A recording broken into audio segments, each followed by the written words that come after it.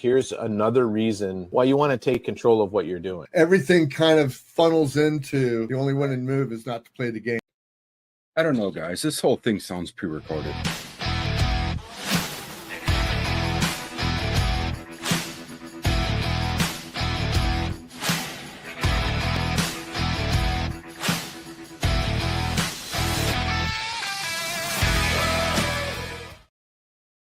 Hey, welcome to episode 88 of the Weathered Report. And I want to say happy Thanksgiving to all of you people out there who are not only listening tonight, but those of you that are going to view this later on YouTube, Rumble, wherever we're shown at, even on the audio podcast. I really wanted to wish you guys happy Thanksgiving, because some people it's going to be a short week, some people it's going to be a long week, some people like George is probably going to have to work all week. Who knows what's going to happen with George, because he's in a business that works on shutdowns. But anyway, I have a special guest tonight, and like I said, this is episode number 88. We're 12 episodes away from episode number 100. And like I said before, like I teased last week, a lot of big changes are coming up for the podcast. A lot of things are happening in the background. I'm really excited about what's going on. So, and I also want to tell you, number one, about our sponsor down there in the lower right hand or lower left hand side is Colloquium Craft Coffee. And Colloquium Craft Coffee today has got to be some of the best coffee that I have ever had. They've been our sponsor for about a week now. We're going to do 90 shows with them, and I wanted to welcome them onto the podcast and be able to know that they are just welcome and appreciated here.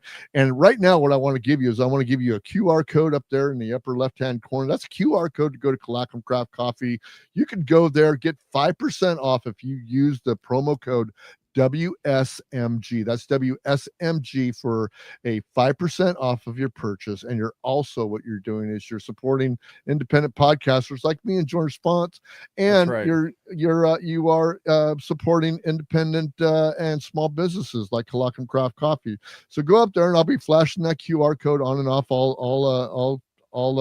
all episodes. Excuse me, I got running lips today. It's been quite a long day. But also, I want to introduce to you George Fonts from the World of Blaze podcast, and he's got an interesting story on everything that he does, because he's a man of many faces and of many talents, and just like all of us here who are entrepreneurs and all that. And we just want to welcome him. Hey, George, how you doing, buddy? Man, I'm good, Bruce. Yeah, it's been a Sunday, hasn't it? It's been a Sunday. It's football day. And shout out to John if he's listening. Eagles lost. I know that was a dig, but anyway. By the way, my wife's a Cowboy fan. Don't hold it against me. There you go. The Duchess says, "Good evening, gentlemen." Yeah, the chat room is open, so go ahead and get into the chat room. We can monitor your chats from I guess YouTube and Rumble. I think we can get those from, and those are the only two places that I go to. If you're doing it on Switch, which I think I don't have anymore, so if anybody else is getting this to Twitch, go ahead, but tune in over to YouTube, and you guys can comment all you want. But George, it's nice to see you again, man. I really enjoyed being on your show, World of Blaze. It was really good. I encourage people to go over there and listen to World of Blaze, because it's a great show. I'm going to put the URL to your podcast on the screen right now. Appreciate it. And but you're much more than just George Fonts, ultimate storyteller, political activist. You got all kinds of good guests on, and more than a talking head, huh? Yeah. You get into some really intellectual discussions with those people, but you're way more versed than that. You are in the AV industry, and if I remember right, when we discussed during your podcast, you started out with the company, but now you have kind of branched out on your own, and I want to see what that feels like, and what our listeners feel like when you have a company like that. Yeah, I'm a serial entrepreneur, actually. I think you and I are not too dissimilar. Last time we spoke about that in that regard. So I've had about 6 different businesses, believe it or not, and so I had basically I had almost it was a music venue. So I had a music venue before that I called the Rock House. So I did that. I was a concert promoter for a bit, so I did book bands and all that. So I'd have, all the agencies calling me trying to get their bands at my place, which was crazy because it really wasn't that big, but it was just where I was located, when they were doing their tours or whatever. It's like, hey, here's a one-off stop between, let's say LA and San Francisco, for example, or between Fresno and Sacramento, or whatever the case is. So we'd get calls for bands that really couldn't fit the space, but still, it was really cool. So I did that, and all of this, the venture into being into the music side of business, for example, started when I was a drummer. So I'm a drummer, played in bands, and I started playing literally. I had pots and pans like 3.5 years old, literally. I think my first drum set was, I think it was about not even 5 years old yet. And I started recording and laying tracks down in studios at 11. And I recorded so much that the school was concerned I wasn't at school, basically. So I was all over the place doing that. So that is what, my interest in that, and basically in high fidelity, like home systems, not like necessarily home theater, but high-end home audio, like, with like a Macintosh system, Teal speakers, things like that, for anybody who out there is into hi-fi. And that came from my dad also being a bass player. So I got all of that from him, but I ventured into the audio side, like the engineering. So basically, with everything I do, I have multiple interests. So going back, I had the Rock House. That was one of them. Then I actually had a kitchen and bath showcase room for a while. So I actually used to also go out, meet clients, do all the measurements. I would actually design kitchen and baths, and I got into home interior design for a while as well when I was doing that.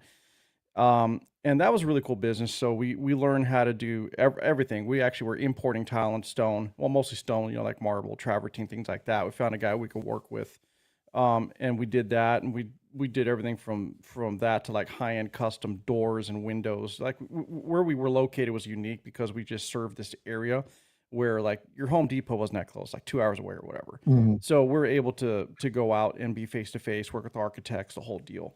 So that was another venture I did. The only reason that dissolved is because partner was ripping me off. So those things happen sometimes, right? So anyway, that was another business that I'm talking about because it stood out and I really loved it. I actually would go back into it if I could. I know exactly how to get right back into it.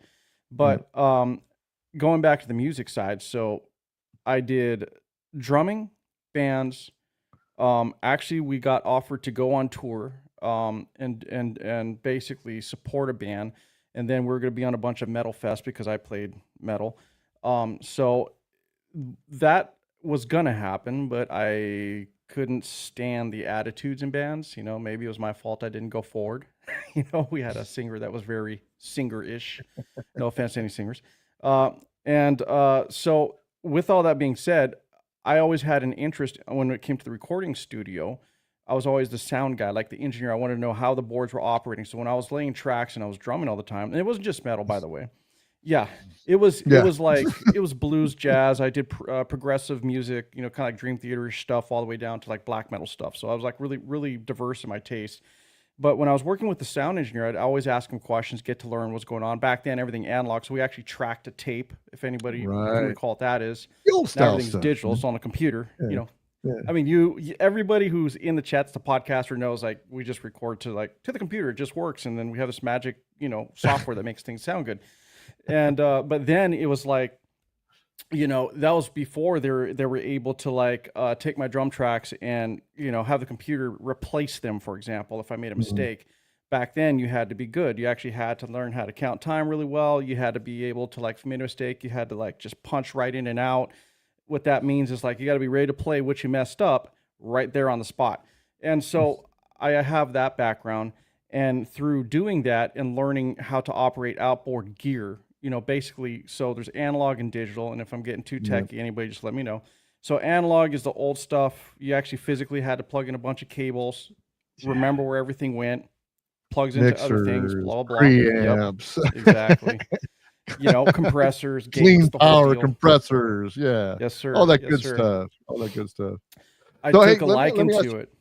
Yeah. Yeah. Let me ask you a question. So what was your first real job in the entertainment or the AV world? What is it about that Oh, I'm hooked you? getting there. Now, I'm you getting talked- there. I'm getting there. Yeah, you So- talked about your dad. Yeah, go ahead.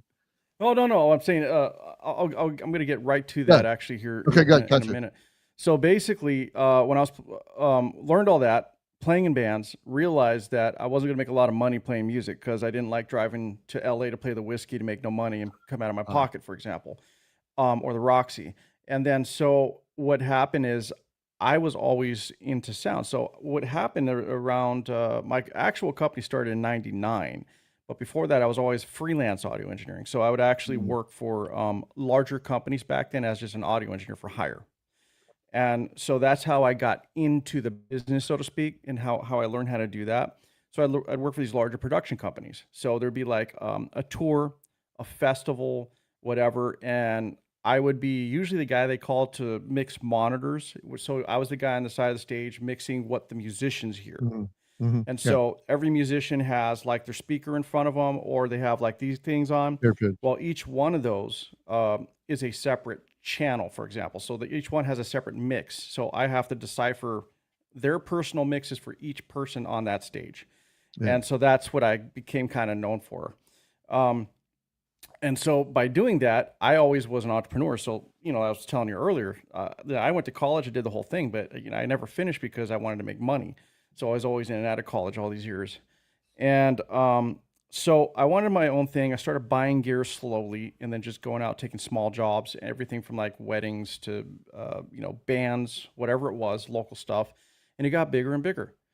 So I eventually was able to break away my own business. And I mean, it's been a journey for sure, man. And it's a very expensive business to get into. Very expensive. Yeah, and expensive to maintain. Musician, podcaster, any type of Yeah. AV stuff, it's very expensive. You probably have equipment all over, like me. I have equipment all over the place. Some of it I use, Yeah. some of it I don't. Some of it hasn't been unpackaged yet because I just don't need it yet. But I Yeah, I mean, hear you. Or it's a yeah, good deal, and you're like, you know what? I always wanted that, and it just sits in the corner. No, I get it. I and, get it. and like you, I've had a band, and I've got all their, I've tried to give the equipment away, and they're like, I got my own and stuff like that. So Right. I've got microphones and booms and all kinds of other stuff. I'm just going like, I don't know. One of these days, I'll just set it on the corner and just say, "Here, free. Somebody take this way." Yeah, at But, some point, right? at some point, And you have to do that. and that's the thing that's funny about that, what you said, Bruce, is because, this stuff's like it all has a shelf life because technology is always advancing. And so at some point you basically do have to give it away. Like you're not Yeah. really gonna get your money back on it. Right. Um, Right. So anyway, when I started that business, that began doing that. I got into doing a lot of ethnic groups. So I became known for doing a lot of artists from India, believe it or not. And so Hmm. they would come over, and some of these artists were. I mean, I've done arena shows. Let's put it that way. So we're doing like Oakland Coliseum. It's not even called Oakland Coliseum Right. anymore, but SAP Center, stuff like that. And so these artists would come over. I have no idea who they are, but all I know is I turn around, there's like 20 to 40,000 people there, so whatever. And when you start going to that level, they all have what's called a writer. I'm sure you know what that is, Bruce. So Mhm. it's when an artist or their production manager or artist advances to you what they Mhm. require. Now, it'd Right. be nice if it was just like, I have this many inputs, meaning we have this many instruments that require this many mics or inputs. Mhm. Like if it's a keyboard, you don't need a mic, right? But you need to plug it into something. So that we'll call that like how many channels. So it could be 64 channels, 24, 126, whatever it is. So you give you that in advance, but they also have stipulations saying, now that I'm here, I'm not bringing anything with me, but you're going to provide me this exact model microphone, this exact model mixer, and everything else. So this is where the money part comes in the business, because you can't buy everything. There's just no way. So you Right. got to like split hairs and figure out what's going to get 80% of my jobs done, and then I could sub the rest out to other companies I Yeah. know. Yeah. Motion and all the other Mhm. places. Yeah. So they All get the very, houses. very I know all the specific. houses in the Bay Area. And it's not just audio stuff, by the way. It's like, because I'm full production. So I Yeah. started just doing audio, but I also do lighting. We do staging. I do structures. We Yeah. do rigging. I do CO2 effects. Pretty much just about everything, for the most part. Yeah. Pretty much. Well, And go ahead. Go ahead yeah, and finish up. no. Oh, well, because I'm really kind of concerned, not concerned, but I'm curious about the entrepreneurial aspect. When you first got into this, of course, you just didn't come in with this guns ablazing and everything else like that. So I mean, for Pretty the much. beginning for the beginning entrepreneur, I mean, you have your backgrounds in music, you have your backgrounds in audio and stuff like that. But I mean, Yeah. what was like your first job that when you went in there, you were going like, okay, I hope I can pull this off. I mean, for that first time entrepreneur, when I started back in the 80s, me and my partner who started First Note Productions, we were DJ. We were DJs. So we DJ'd all Yeah. around the Bay Area, nightclubs, high schools, weddings, the whole bit. We had our setup, it fit in a van, we took it there, we unpacked it, we did it. The first couple of times we were like, oh my God, did we do okay? Or here we are, we're Right. 24 to 26 years old, we're doing a high school, are we hip enough? Stuff like that. So it was just one of those things. I mean, your first iteration of getting into this as an entrepreneur, what did that feel like to you, and what can you relate to somebody who's actually watching the show that wants to get into this? What does that feel like? I'm not sure I'm the right guy to ask because Oh, okay. well, the reason I say that is because I'm wired different. Yeah. Well, I I mean, some don't. guys have that all get. I mean, I'm going to do this, and this is No, how no, it no, is. no. I Let me mean, explain myself. I'm not trying to yeah, be go ahead. like this No, arrogant go ahead. guy or No, anything. no, It's go just ahead. No, go ahead. I've always had in my mind that once I settle on what I want to do, I think I'm gonna do well at it. Mhm. And so my attitude in this venture was, for sure I didn't have the money, right? So at first Right, the gear was the issue. Of right. course, we try to make things happen. Was it perfect? Hell no, it's not ever gonna be perfect in the beginning. So you do learn as you go. You learn from your mistakes, and then you try to prepare and just keep building and building. So the only thing, if I'm going to give advice, it's going to be this: you have to decide this is the life you want. Mhm. Because when you get into event production, when you're doing concerts or whatever, the trade-off is you don't have a life. You're out there making everybody else's event nice and they're having fun, and you're being the service guy behind the scenes, which means you have no holidays, no weekends, no birthdays, nothing. Everything is gone. You have to decide that's what you want. You're going to leave at Mhm. freaking 2 in the morning and get home at 2 in the morning, or sometimes 6 in the morning. That's just the lifestyle. You're eating late night Jack in the Box. Like it's not a glamorous life whatsoever. Right. It's a strange thing because it's very similar to service industry. Like when I was talking, I talked with Aaron the other day, another podcaster that we all know. Yeah. Um, I had to say it podcast, and we were talking on the phone about this, and we were both talking about how it's really crazy how the service industry and the event industry, for example, like what I'm in, is it's really like an industry of misfits, and it's not to demean anybody because I'm a misfit. It's just like it's like the people who don't feel they fit into a normal society. You're against the grain. It's not like you don't want to work. Believe me, you're not lazy. It's just like you want to do Mhm. things your way. And I think when you get into event production, for example, it's like, hey, it's cool. You love music. You want to be around bands. You like the way things look, etc. But it's also a certain lifestyle, I think, that lends to someone who wants to be independent and they want to feel that they're calling the shots. If you're a business owner or not doesn't matter because it's Mhm. based on a gig lifestyle. You could choose to take a job or not, right? So you're Right. always kind of entrepreneurial in this type of business. So if you're going to succeed, you got to get out there. Learn, by the way, that's a big peeve of mine. If I hire somebody, I don't hold hands. I just don't. I don't. Mhm. I don't want to be able to have to Yeah, train you know what you're somebody. supposed to do. Do it. Yeah. Right. And it's not because I won't. Like if I see that you're really, really like into it and you're asking questions, yeah, all day long. Hey, come here. But if I hire you and you're coming across as if you know already and you're bullshitting Mhm. me, for example, Mhm. I'm just not gonna have it. So Right. you got to go out of your way to learn. Really want to do it. Really learn everything you can. Don't be afraid to ask questions, like real questions, because when you don't ask is when you're going to get left behind or you're going to get found out, and it's going to be at the wrong time. Believe me. I have okay. So story, right? There you go. Okay. So where this is where you start to learn how to be. It's that old saying, like you either fish or cut bait, right? You're either going to be the fisherman or you're going to be the guy over there cutting the bait for the fisherman. And it's an old Portuguese saying. The thing that happened one time, I was going out and I was working for that other company I was telling you about when I was first starting. So I was doing small stuff like little corporate events, etc. Easy, run around a couple of speakers here, a couple of speakers there, give the guy a mic, here you go, talk, here's your presentation. And then they started putting me on the bigger shows after a while. And then I got broken in on a 3-show run for Charlie Daniels. And Charlie Daniels had a front of house engineer who's the guy that mixes out front. He mixes what the audience hears, and I had to be his monitor engineer. I've never worked with someone that big before.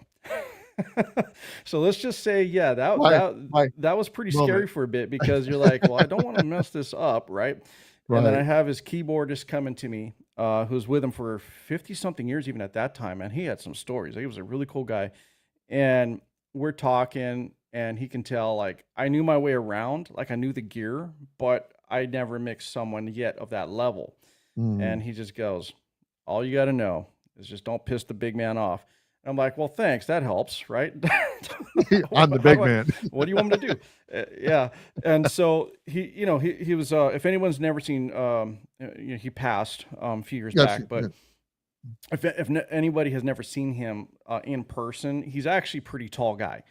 So he stands pretty tall, and he always wears this large brim hat. Problem with that for someone like me is that brim, like this is the mic, it goes over the mic, right? Got you. Okay, so if it's over the mic and you got a monitor here, and this guy wasn't like one of these in-ear dudes, it was like, no, he went a loud ass stage monitors. And so whatever happens here, it kind of creates this little chamber. Yeah, eddy. Yeah, little sound eddy. And you were on the edge of feedback all night. And what that is everyone doesn't know, so when you hear that loud squeal coming back, yes. And I was on the edge all night, and I swear to you, man, I could not pinch my ass enough that whole night, because it was 3 days, but each day he was playing 2 shows. Right. So, I learned how to get really good really quick. I don't think I was I don't think I was the best, to be honest, but at least he smiled and looked at me, and by the 3rd time he gave me the head nod. I was like, thank God. There you go. So, yeah, well, basically, you can't be afraid, man. You just got to go for it. There you go. So you're kind of like an orchestra leader, because you've got all these musicians on stage. You're mixing their monitor, right? And all these guys don't need to hear the same thing at the same time. No. Some guys need to hear the drummer. Some guys need to hear the bass player. Some guys need to hear the bass player and the drummer. It all just depends on where they're playing and who they're playing with, because that's the tempo and that's what they follow.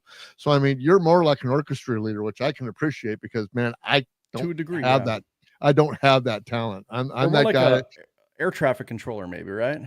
There you go. Trying to herd cats. Yeah. Let's just put it that way. You're right. Everybody needs something different. And so, yeah, it's challenging, but I got really used to it. I got good at it pretty quick. So it's like, and where I'm going with that is that even now, I'm really good front of house guy, like mixing out. Like I've always got compliments. But what ended up happening is now when I hire people, if I have to work the show and I'm not just sending a crew, I will always be the guy to elect to mix monitors, even though, they're like, well, why aren't you mixing the front? Well, here's why. I'm by the artist. Guess where the clients are always at? Backstage. The guy that hires you is always over there. And so if anything happens, I'd rather them yell at me than yell at my crew. Like, I'd rather be the guy right there interfacing. So I always elect to be on monitors regardless. And I just always take that position, because I'd rather not put someone else in the line of fire if something went bad. So, when you're out front, not too many people are going to bug you unless you really, really screw up, So let me ask you, you've played all these large venues, you played small venues, you played all kinds of other places. So when you walk into a place like the SAP Center, or you walk into some place like Shoreline, which those of you that are out there in New Jersey land, I know that you guys all over the United States, maybe even a place like the Gorge up in Washington. Yeah. Is it the same every time that you walk in, or is it different depending on who the customer is, or is it just the same? You're familiar with the walls, you're familiar with the stage, you're familiar with this or that. What becomes the same is, well, You would think it is, but not necessarily. What becomes the same is you're familiar with the place, basically. You know Yeah. where things are. You know how to get around. You know who to talk to as far as the crew, the union guys, whoever. Um, but it always changes because if it's a concert, they give you a design. Like for example, a lighting plot. Not everybody uses the same lighting plot, meaning they don't have the same number of lights. They don't have the same the way the truss in the air, the stuff that holds the Mhm. lights, the way it's shaped, how they want it, how high they want video walls, the whole deal. That's always different. So you're always going to bring a different amount of gear based on their design or their brand preference. And when you get in there, it's not just like, all right, you just throw it up and go. No, because the plot goes from me. You share it with the union guys, and they have what's the riggers that go up to the grid all the way up to the beams, and then they're up there, and you have your downrigger, and they're communicating with signals and drawings on the ground, and that's telling them like this is where it is, this is how long of a chain length you have, the whole deal, and they're the ones that are going to tie everything up that's going to hang over people's heads.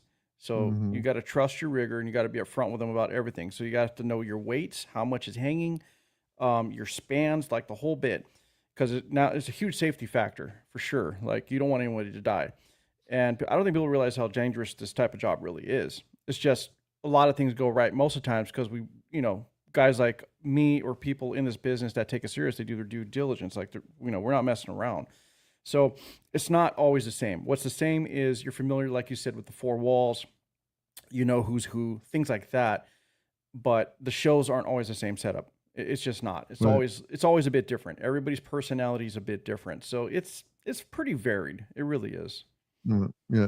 So I know how you're talking about that when you're doing the show, you're not sitting there and you're not enjoying the show. I mean, as a mixer or monitor mixer or something like that, you're kind of enjoying the Um, show, but you're doing your business and stuff. But as a not as a backstage person, but as the manager, the whole shebang, you're in a lot of communications with everybody all the time during the show. I mean, there's things oh going yeah, on. People need to put on this light. People need to put on that light. Maybe this thing swings down from the ceiling or comes up from the stage. I yeah. mean, this is all kind of communications that's going back and forth between people all the time.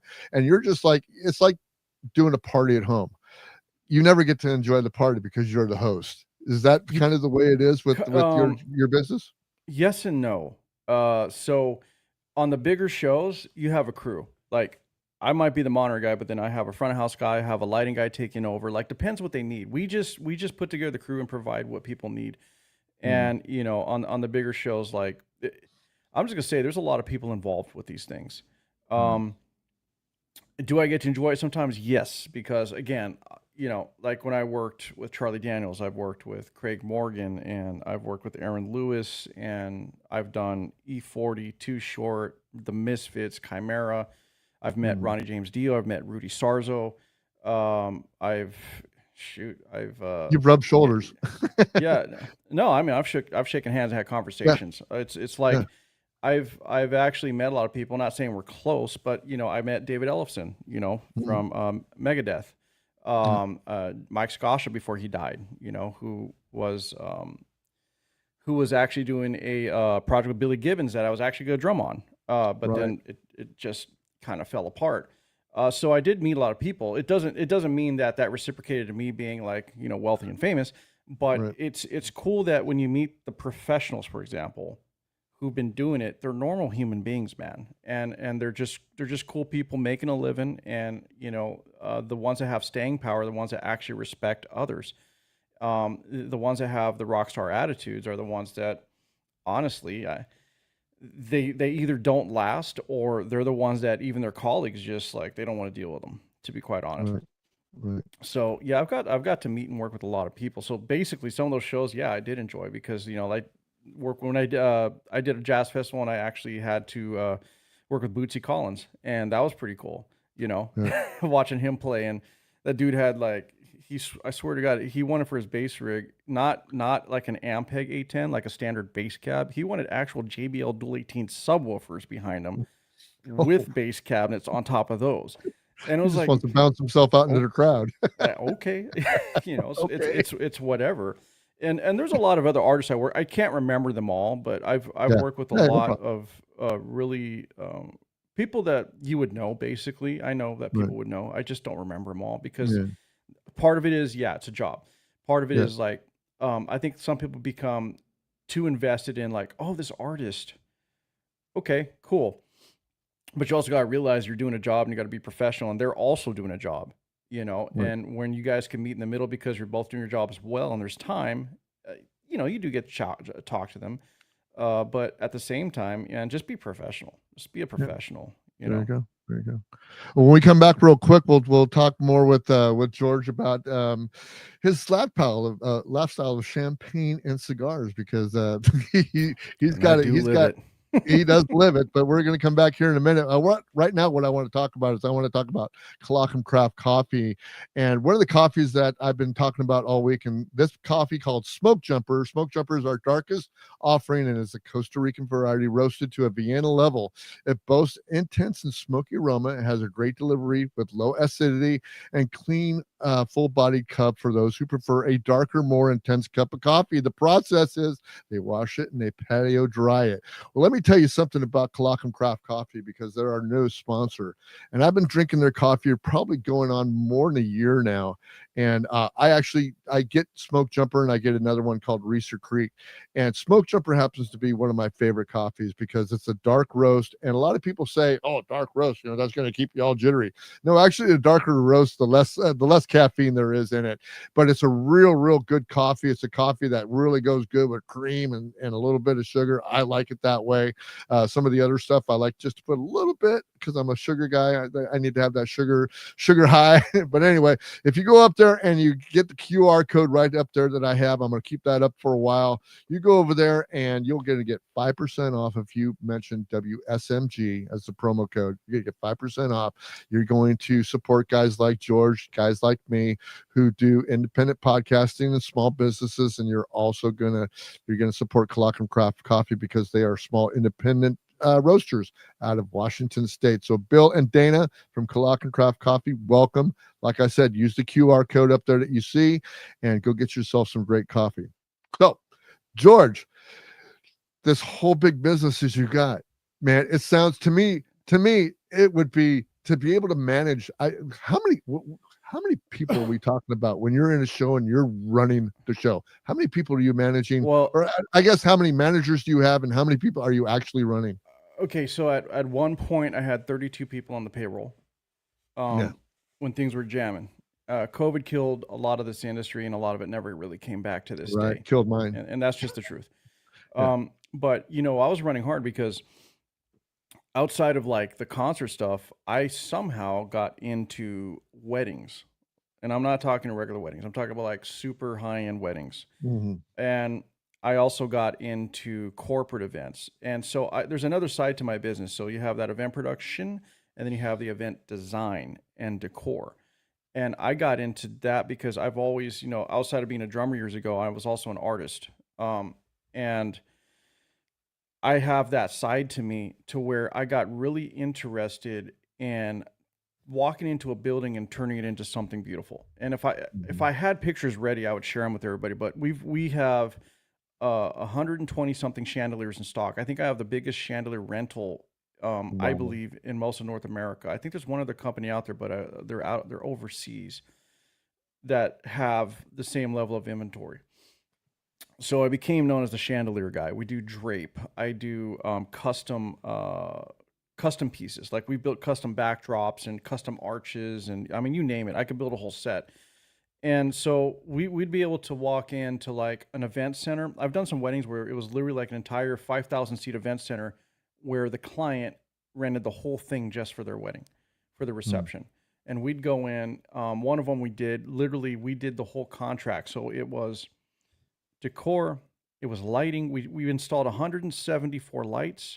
We draped the entire place that was 30-foot tall, all white drape, everywhere. We also installed a multi-zone audio system because the bride didn't want their guests being blasted by the band sitting next to them, but they want everybody to hear.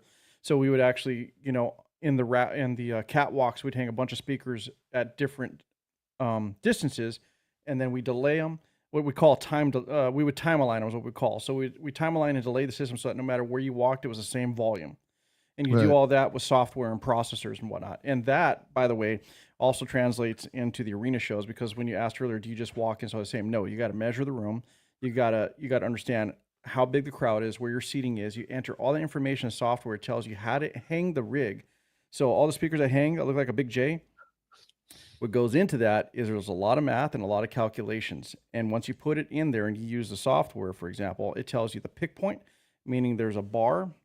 I got the camera wrong. Okay, there's a bar and there's like a bunch of holes, and that's called your pick point. And that pick point, that combined with how many boxes or speakers you're going to hang and the weight determines that pick point and how it's going to angle when it's hanging.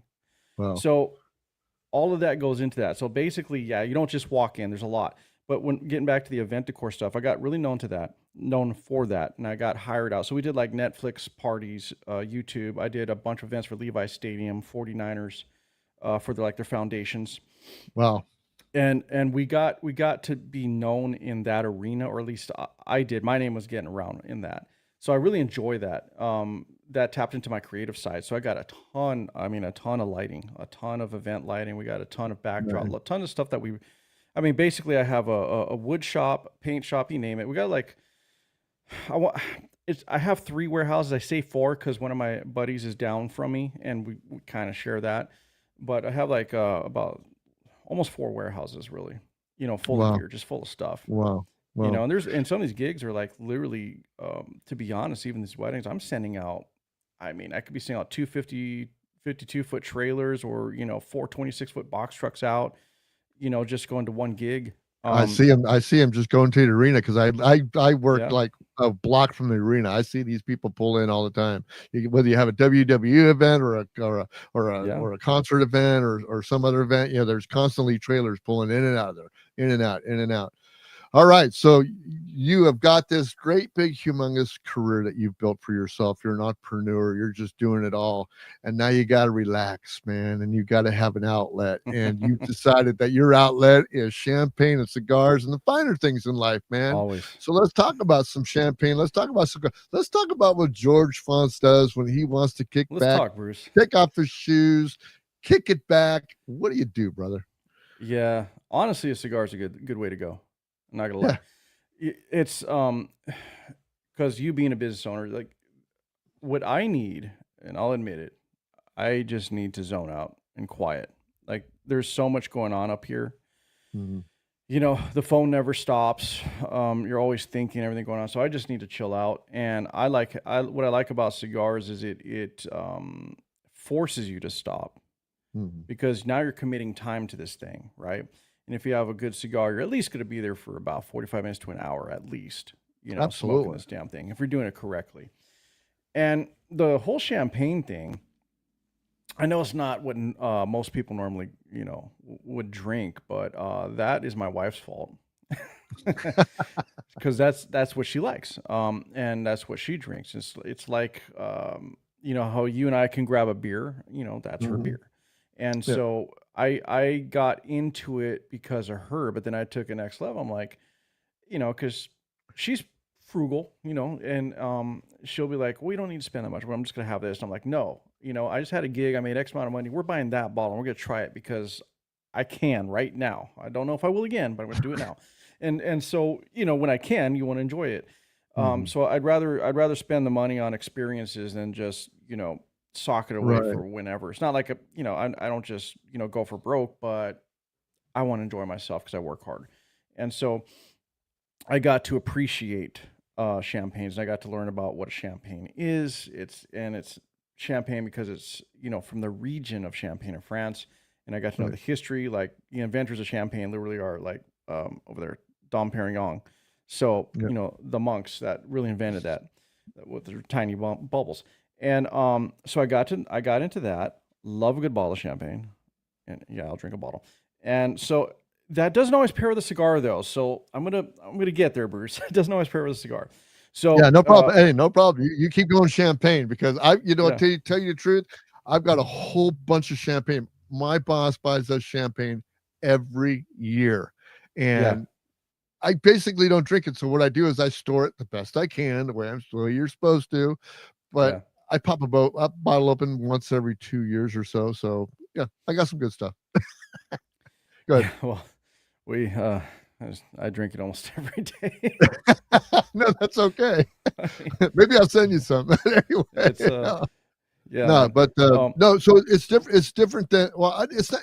I'm going to say it's not any different than like being having wine or bourbon. I'm a bourbon guy, so I like good bourbons. I've got several Mhm. different bourbons that I get, and if I happen to have a fancy for something that I heard of that might be $200 a bottle, man, if I'm going to get it, I'm going to get it, and I'm going to freaking test it out. And sometimes it's good, and sometimes it's not, and so you Yeah, kind of just share it exactly. around, and you find somebody who likes it, and you go like, here you go, here's a gift. Yeah, and But that's the same for so let's define this really. So champagne yeah, has to be from France, has to be from the region of Champagne, right? right. Anything that's not, that's in America, anything in Napa, Sonoma, anything around here is really called sparkling wine.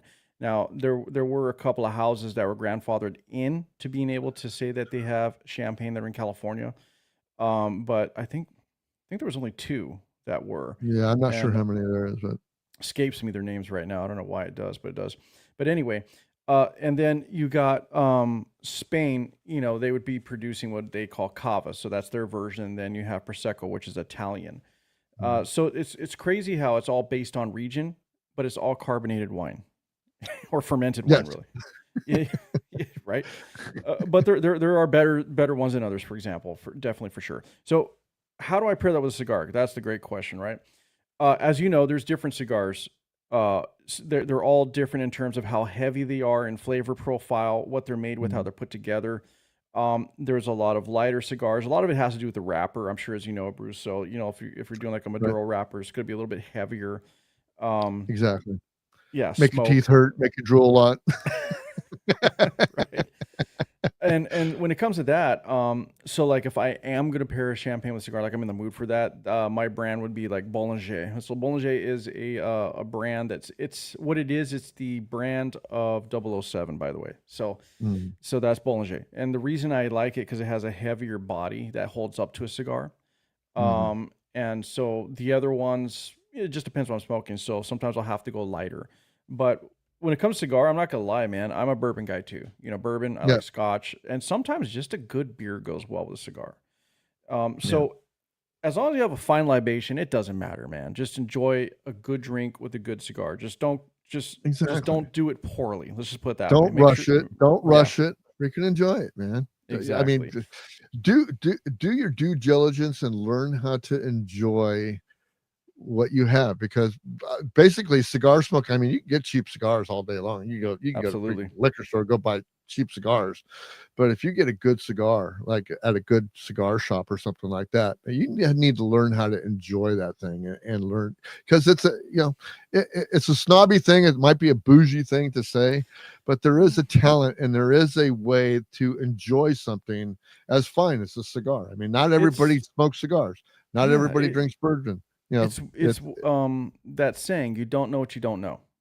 you're right. I used to hate that because, I was in sales for a long time. I used to have a sales rep company too, by the way, if we circle back. And I remember being in all the corporate meetings, the pitches and all that, and that saying would come up a lot, and I used to hate it. But you find out later on down the road that is a very true statement. And so like from the outside looking in, yeah, I can look like a pretentious asshole. Look at this guy coming with a cigar and he's got this champagne or whatever. I'm just taking my time to enjoy myself, right? It's not like every hour on the hour, this is what I do. And even Right. with the cigars, like I'm not smoking one every day, Bruce. No. I can't smoke in the house, so I don't. I gotta pick my time wisely outside, depending on the weather. If it's too cold, it's hard to enjoy. It doesn't stay lit. Your lighters don't, the butane, it doesn't want to work correctly. Sometimes it's just hard. You got to really commit if you got to really love cigars. You want to go out in the If cold I'm to up in smoke the one. Sierras, my jet lighter is not working up in the Sierras. It just pisses me Exactly, off. man. I mean, I was just having that today watching football. I'm trying to light a cigar out here, and I got my lighter, and it's like it was cold, and I'm like, why is this damn thing not working? I'm just sitting here, so I put it in my pocket for a while to make sure it warms up, And then after a while, I'm like, all right, finally. You do one But of these. yeah, that too, that works.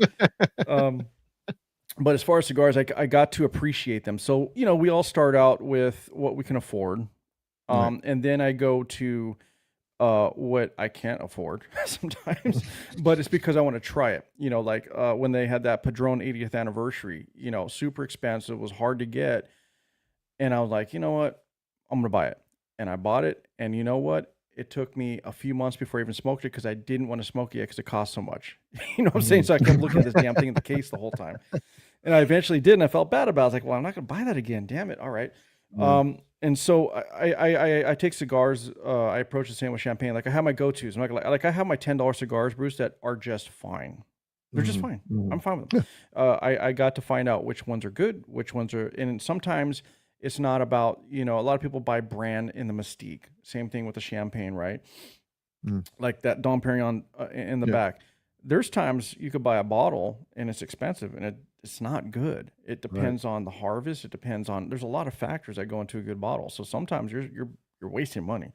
And then when it comes to cigars, I found out like, I have high-end taste, I guess, but it's not that. I think just my palate got developed and I wanted a certain quality. I'm looking for a certain robustness. I'm looking for build quality so that, I get an even burn through the whole thing. It's not, delaminating on me and falling apart. And so I got to find some. Doesn't get hot. Exactly. I mean, that's the thing. It gets hot and it's just like, it's so just I have my go-tos. I have my very affordable go-tos, which I can trust. And then when I can, then I reach in for the nicer one when it's like, I'm celebrating something, or if it's like I had a super long week and I'm like, you know what, this is me time. I'm just gonna grab that thing. But they sit in the humidor. It's not like I'm reaching for them every day. Right. So you got to balance it out, man. You really do. Yeah, I get like one or two a month, maybe. Yeah, that's the way it is. So I go out there and look at my humidor and I open it up, because you have to go in there and you got to maintain it. If you have cigars, you have to maintain them. That's a go-to. You have to do that. And I look at them and they go, smoke me. And you're just like, I can't do that today because I just really don't have the time. It's just like, I need to have, basically even with my bourbon. I mean, with my bourbon, I had a bourbon yesterday and I had to take an hour, just an hour off, and I was busy, and it's just like, I'm going to sit here and I'm enjoy this, but I don't have enough time for a cigar either because I'm in my office and I'm just sitting there and I was working on this problem and I'm just going like, I'm just going to sit here and have a bourbon. And I just sat here and had a bourbon and it was just like one of the most enjoyable things, but it's not like something that I get to do every week. Some people drink bourbon every day and, I'm not that guy. It's just one of those things that I enjoy. And I think when you're talking about the finer things in life, it's not something that you do every day. It's that enjoyment that you get maybe an hour or two a week that you could just sit back and you could really enjoy the finer things that you bought.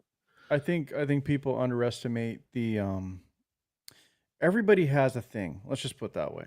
Yep. And what you and I were talking about, when you truly enjoy it, for example, when you're appreciating it, it's not just the cigar. It's the time that you have with that cigar, man. It's you stopping. It's you just sitting there. It's like not looking at your phone for, we're always going to touch it, we get addicted, but at least give yourself 30 minutes of not. Just sit there. Because I wake up super early, right? So sometimes the best way for me to get a cigar in before I start my weekend and my wife and I are running around is I'm out there before the sun comes up and I'm enjoying it and I get to hear the birds and everything, the way our yard's put together. Like it's like National Geographic back there for some reason. Yeah. I got birds, I got possums, I got everything, you name it. It's weird. And so same here. I get to sit, you just take it in, the stillness, the nothing. And then at a certain point, the sun rises and you're getting to enjoy that. And I do all this with a cigar and a coffee in the morning, man. Nice. Cigar and coffee. I've never done that. I've never done that combo yet. You're supposed to have a cigar with Cologne Craft Coffee. I mean, come there on. you go. There you go. See, that's there you go, Bill and Dana. And so it's not always alcohol, guys. It's not always like a beer or champagne or whatever. It's a lot of times for me, it could be a coffee. It can even be, what else goes really good with cigars? Believe it or not, is a root beer. A good craft root beer. Like a hand raise or something. Not like a mug, but I'm talking about like not a mug. Beer. Yeah, exactly. Not a mug. Yeah. Craft root. I mean, you can go out and get really good root beer. I'm telling you what. It goes well. It really does. You'd be surprised. Try that one day. I will. I'm serious. I think it'll surprise you. You're like, whoa, wait a minute. This actually goes really well. What do But they call yeah, those ones with the root beer floats? I wonder if it goes good with the root beer float. that could be a little tricky though, because then you're doing the ice Yeah. cream thing. You got the hot cold going on. I don't know. Maybe I don't. You try that out. When did you find out that you like these indulgent champagnes and cigars and stuff like that? Was it something that somebody turned you on to, or just kind of? Not necessarily. I think my dad had a bit of a penchant for it. And what it really came down to was for me was when you work super hard, like you're just running, because like you don't get a lot of sleep with what I do, period. And you Mhm. know this, like you're running a couple of businesses. I mean, you're doing all kinds of stuff as Right. well. You It's don't get a lot of sleep. You yeah. don't get a lot of rest. It always feels like you're on the go. And so when I actually have the time, and I'm like, well, I just made X amount of money from whatever. I'm like, I look at, I was like, okay, I got bills to pay, but I can, if I have to, I can sacrifice this. Right. And I have this one time, and I just started going, screw it. I'm gonna start enjoying these things. I want to know. I want to know what it's like. I'm not gonna live that life every day because I'm not a billionaire. But when I have that time, I want to make that time worth it. I don't want to waste it on a lesser quality product, for example. Because I'm here now. So I really got into food as well. I love sampling like Michelin star restaurants. I love the Mm, experience. mm. Fine dining's a thing. I appreciate fine dining, but not necessarily has to be fine dining. And I'd rather just have the knowledge that I'm walking into a restaurant with a respected chef who may be innovative, someone who's really, made their mark, and I want to enjoy that food. I want to enjoy what they put together. I want to experience and say, Mhm. I did that. I can come away Right. with that experience. So that's Mm. how this all happened. And so I'm working my ass off, working hard, and now it's like me and my wife time finally. And it's like, all right, no, you're not ordering Corbel. We're gonna order that. We're getting the Vouv or whatever. We're gonna enjoy that bottle, and we're gonna have this food because throughout the week we're not doing that. So you might as well when you can, you know. And I think Yeah. everybody should. And I know it's not like something you can do every day, but when you can, just treat yourself is what I'm getting at. Might as Right. well. Right. Not like what Boomer Bob up here says is like Applebee's. If you can see that comment on the screen. There's nothing wrong with Applebee's either, Do you, man. Whatever. do you enjoy? I see. Now this is my. I like fine dining too. In fact, we get to fine dine in our company. Our company takes us out a couple times a year, and we go out. And my boss loves to fine dine. But I also like holes in the walls. I like going and I Absolutely. like going somewhere. And if I'm somewhere I don't know, I'm looking. I'm not looking to go to Applebee's. I'm not looking to go to some high end steak place or something like that. I'm looking for the hole in the wall. So, do Yeah. you have any stories about a nice hole in the wall and something that totally Not surprised necessarily you? hole in the wall, but more like we like the local place, right? The place Yeah, in the small town that just, I mean, they may not get the recognition in and uh, they're not Michelin star restaurants, but who gives a damn? Like the food's just good. They have a good right. environment. They're good people. You can talk. Like one of the things I like to do, even if I walk into what's considered upper skill, a lot of times we like to sit at the bar and eat because while I like to enjoy the food, I also want to have the conversation, interact with the bartender because the bartender knows the town. They have the stories. So it's like I kind of combine things, you know what I mean? I Yeah, like that yeah. environment to where I can be around the people who know what's up. You can converse like me. I'm not normally a talker, Bruce. Mm. I am literally the guy that I have to have a few drinks before I become George. Oh, well, Y- not me. I know it's a weird thing, and so when I'm out at first and I sit down because my mind I haven't wound down yet. Like I'm constantly all day, and so for me to get that level, I have to have a couple drinks. It doesn't Mm. mean I have to be drunk. Just you know, Yeah, just just get ease some, up. get the edge off. Yeah, Get yeah, the edge off. Yeah. exactly.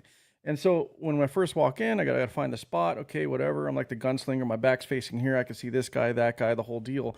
And then I sit down and you start out with a few drinks, you're conversing, and then it's like, all right, I need to know who the good bartender. You start eyeing the bar. It's like I'm talking to that guy. I'm getting this menu. I'm doing that. But if I am sitting at a table, we still do the same thing. We get to know our waiter. We get Mm. to conversate with them. We're I'm a blue collar guy, and I Yeah. just want to treat everybody the same way. It's like I respect what you do. I used to be a server at a restaurant too. Let's talk about that. How's your journey? What's going on? So I like to walk in these places and have the conversations with the people, and that's how we find out what the town's like. and then they recommend to us, hey, where do you go? Right? Like my wife's really good at that. I know She you goes, work here, but where do you go to Yeah. eat? Like, and they Yeah. start going, looking around, going, they're going, all right. So, Yeah, I know you get the discount here, but where do you really go to eat? Right? So we have I think we have the same approach like you do. Like, I guess it's the hole in the wall. It's more like the local place. It's like the place where it's like it's well known for a reason locally, and you try it out, man. You get in there and you just support them and just get to know them. Yeah. I think that's the same thing we did. I mean, we haven't done a lot of traveling, but we have went to Hawaii. And when I went to Kauai, and we specifically picked Kauai because we didn't want to be in Maui. We didn't want to be in Honolulu because, we were 40, 50 at the time. I'm going like, I don't feel like, dealing with, the party crowd. So when we went to Kauai, it's a nice, quiet place. There's a lot of people there still. I mean, just Hawaii, is what it is. Yeah. But the places that you can go to for the authentic food, not the places where everybody goes, but the places that are on the back streets. I mean, we just purposely went down every back street that we could to go find something that we can get into, and we found a lot of good spots. And believe me, these are the places that you want to go, man, because that's authentic food with authentic people that want to actually, tell you authentic stories, man. I think that's a big thing when I'm out with the wife and doing things like that. Absolutely, man. Yeah, really makes it good. Think about also, I mean, look, we live in California. Yeah. How can you not avoid a good freaking taco truck, man? No, There's you just can't. no way. There's just no way. Some of the best food you're ever going to have is going to be a food truck out here. Believe me. I don't know if those people in New Jersey know about taco trucks, but yeah. Well, I was going to say something to that effect, but because we got a lot of Jersey people here right now. We got the Dutchess here, and probably John somewhere lingering in the background. But anyway, right. I guess the point of everything that I'm saying, and it sounds like you see it similar, is whatever you're going to do, just do it well. Experience the best you can get at the time, because you don't want to look back and say, I never had that. I never could. Man, I wish I tried that. You know what I'm saying? You might as well at least have it once you say you did. At least once. Do you like fair food? Do you like fair food? You go to fairs? Fair food is okay. Here's the thing with fairs. When you're in my business coming up, you work a lot of those damn fairs. Yeah. And you start to like, fair food becomes a thing that you're not looking forward to, let's put it that way. It smells good, looks good, it's enticing, a bunch of deep fried stuff, all that. But damn, by the time you're done with the 2-week run on a fair, you've probably gained 50 pounds, man. Trust me. So do I like fair food? I think there's an art to fair food, because if you look at fair food, it's really like the ones that do it well. It's like we're talking about taco trucks. It's like the elevated food truck experience. It can be like, it's just all about taste and flavor, but you're walking away risking your health, man. And I mean, no offense to anybody who makes fair food. It's just what I mean is you can't have all of that all the time. That's what I mean. Right. And so I have a love-hate just because I spent so much of my career coming up doing fairs, because, they have a stage, every place, this and that, and you're locked there for 2 weeks, and it's like, that's what's in front of you. So yes and no is the answer. We're getting to the end of our time here, George, and I really want to thank you for being here. You have a wonderful podcast that you have, and it's called World Ablaze with George Font. Can we talk about that just for a couple minutes before you leave? If you want to. Sure. Let's go ahead. Yeah, let's go ahead. So I was on your show. And it's a political show that you have a lot of guests on. It's when I first found it, and I heard about your show, I tuned into it, and I just got, I mean, kind of Joe Rogan came rushing into me, because the show is intellectual. I mean, I think that you're very well versed in what you know about politics, how you feel about your political side, and the people that you have on, which can be controversial, or they can be, your agreeable people. So you've had people like Joe Walsh on, which was a very good episode, and I thought it was a fantastic episode. Unfortunately, people take that to a hand. But tell us a little bit about your podcast before you leave. Yeah. Well, pretty much explain it. So that podcast journey, World Ablaze with George Fons, is basically came about from me listening to other people spew a bunch of BS on a microphone, and they're famous. And I'm like, after a while, I got to the point where it's like, I've always held myself back from speaking when it came to politics, for example, because in the business I do, the majority of what you do in the entertainment business is surrounded by people who are Democrats. Let's just be honest, they're on the left because for some reason, art or artistic people associate more with that for whatever reason. And so I was always in a position where I had to watch my mouth or I lose a contract. I can't talk about certain things because they'll bring it up, but then I don't want to say my 2 cents, right? So I've my entire life mostly I've held back my opinion because of that, because of relationships. Like when I have my sales rep business, I can't talk certain politics with my customers because I lose a sale. So anyway, I eventually got to the point somehow, I don't know how it came about. I started I did a couple episodes with my brother on his show, and at the time it was called Stretch Goose. It was an old gamer handle he always had, and it's now called the Manuel Font Show. He changed it eventually.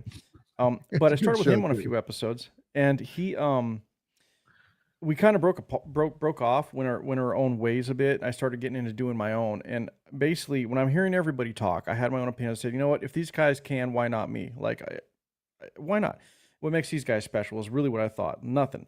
And so I said, fine, I'll talk to Mike. I'll see what happens. I never expected anything. I'm going to be honest with you, Bruce. It really started with me basically wanting to do deep dives on things. So I'd hear people talk, politicians speak, and then I would go into like, wait a minute, you said this, but you passed this policy back, 5 years ago. Why'd you do that? Or you're contradicting yourself because of this. And then I just go down the rabbit hole sometimes. And sometimes it can come across as me just being ranty. But what I really wanted to do was present my opinions and counter arguments with facts and data. I'm always about the facts and data to back it up. Down the road, I decided like, well, I'd like to talk to this guy. And then I started doing guest episodes, which kind of made the show turn more into like me talking to people. So I don't do as many solo episodes as I used to. I love doing them, by the way, because the thing with the guest episode for me is I don't think I get the chance to really focus in on current events because that guest, that may not be their bag, for example. They could be a subject matter expert in something that's not necessarily relevant to what's happening in the world now, but we scheduled it and I have a genuine interest in what they have to say. So a lot of what happens with the guest episodes are based around, I find the person interesting, or it could be a current event. It could be a current event like, hey, we're blowing up drug boats. I want to talk to this DEA agent. Hey, what do you have to say about this? What do you know, right? So sometimes it's that. And sometimes the episodes come out in time, sometimes they don't. But basically, I got into doing guests and just kept going and going. And I've been fortunate enough to have a few that are well known, or at least within certain communities. So, like Ryan McBath, when he was on, he's been on twice, and he never had to be. That was a recommendation from Kervin Oakwen, This Week Explained podcast, and he's an ex-Army intelligence guy. And so he knew who Ryan was. They got to talking, and then Ryan basically told Ryan, Kervin told Ryan, said, yeah, he's actually a cool guy. Go ahead and, should give him a shot. And after that, that's how that happened. And then he was on again. And, he has like, over 1 million something followers on YouTube alone. So it's, good conversation. Got to talk to Dan Bermawi about Islam, ex-Muslim. He's a Jordanian, and he's very well known. He's an author. And it just kept going and going. So now it's at the point for me, it's like, I just want everybody to know what my goal is with this show is, yes, I'm going to keep talking politics and geopolitics. And I absolutely am interested in, how the sausage is made. Really am. I want to go deeper. And so I'll have guests that either will allow me to get down to the bottom of these issues, or it could be that it may not be current now, but it is answering a question I had before in a previous episode. So I have these people on. So I'm more about having a quality conversation now. I'm not a clout chaser. I'm not specifically just sitting at, on the phone or on the computer going, I want to talk to this big name person and just, constantly bugging them. I'm looking more for like, okay, I came across this person who's an author. They may have a large following, they may not, but I'll do research and look at what book did they put out, what are they known for, how much public speaking have they done, who they're associated with, and then I'll be like, okay, this person knows what they're talking about, or they may have an opinion that I want to challenge. And then, so now Right. I'm more focused on just having a quality conversation and putting out quality content, hopefully. And I encourage everybody to give it a shot. If you like it, Yeah. let me know. Absolutely. Yeah, I think the best part of the show is that, number one, you do really challenge your guests. I mean, that was one thing that I get back and I'm like, damn, and it's cool Sometimes. because not only do you challenge your guests, is that you've done the research, you've done the big digs, and there's a couple of new podcasts that are out there, some old podcasts that have actually switched gears and are starting to do the deep dives, because it's so easy to just get caught up in the echo chamber. And there's a lot of these podcasts out there, that's all they are, is echo chambers over and over and over. Yeah. And to me, that's not a good thing. To me, a show like yours that challenges their guest, whether they get mad about it or not, really doesn't matter to you or to me. I want to see somebody be challenged, and then I also want to know that the person that's interviewing the guest is at least educated in the subject matter that they're asking for their guest, and I think that's really important. Right. Well, and I just released an episode today. I finally got to editing it. I just had Nicholas Holscher back, who's he's the epidemiologist, works for the McCullough Foundation, and Yeah. so he came back on to talk COVID, about man. their findings on their autism studies, Yes. and the causes and effects of autism, like what's behind it, what's linked to it, what could make someone more susceptible to that, getting autism as they're developing, as a fetus, for example. And so we just had that discussion. Then we also circled back to things we talked about previously on COVID vaccine injuries and mRNA. He had some updates and other studies that they're doing right now. So, you're right. Like, it could be politics one day. It could be, talking about vaccines the next. It's as much as I love talking about politics and talking about those things, sometimes you got to, there's other things out there that are important that I Right. think need to be focused on as well. Right. There's always good topics out there to talk about. And I really appreciate guys like you, George, that do it straight. So tell everybody where they can find you and how they can get to you. And then we'll wrap up the show. Yeah, I mean, so the company that we talked about earlier is Fonts Pro Sound and Light. And that, I mean, you can find that on the web. It's been around for a long time. So it's just Fonts Pro Sound and Light, FONTES Pro Sound and Light. Okay. And then Get as that far in as the the show notes. podcast goes, yeah. And as far as the podcast goes, it's worldablazepodcast.com. Probably easiest way to find stuff out about the show, because there you'll have all the episodes, you'll have the links, like the YouTube links, you'll have links to players, etc. And all my social media as of now is at Fonts Ablaze, FONTES Ablaze. So it doesn't matter if you're on Instagram, X, Substack. And I'm going to say this to everybody. I'm horrible at social media. So if you go to any of my accounts, I don't have a lot of followers, but it's because I just don't work it. But the podcast does pretty well. And I appreciate everybody who does listen. I know some of the people here right now do listen. So thank you very much for supporting me and supporting Bruce. And I think we have a good circle, a good community of independent podcasters we all know that do a great job. Really do. Like, you're talking about people get down the bottom, like Razorwire. We got Aaron. We have Boomer Bunker. I mean, there's so many people that do a good job, and I think they all deserve the credit and recognition. But, hey, just keep pushing, man. Just keep pushing. Well, we thank you very much for being here, man. Love to have you back. So whenever you want to come back, you just let us know, and we will definitely have you on, man. So I just really appreciate it. For all of you out there, you guys have a great Thanksgiving. We're coming back with episode 89 next Sunday with hopefully maybe George Fonts, maybe somebody else. We'll just see how that's going to go on. But I want to wish everybody a happy Thanksgiving out there. Go out there and get you some Clock and Craft coffee. Go out there and listen to George Fonts and his World of Blaze, worldablazepodcast.com. Also, look up, he's got all his show links or all the links that he just told you about. He's going to give me, and I'll put those in the show notes at a later time. Can I say one thing before you sign off? Yeah, go ahead. Can I say one thing? Yeah. Okay. I'm going to do this for you, Bruce. Just remember, everybody, when you're sitting around the table with your family and you're having your dessert, make sure you have a cup of Kalakam Craft coffee. Gotta love that. Just makes it go better. Trust me. Gotta love that. All right, man. You guys have a great Thanksgiving. I'll leave you guys like I leave you every week. You guys have a great week and be good to yourselves. We'll be back next week with another edition of the Weather Report. We'll see you later, guys. Thanks a lot, George.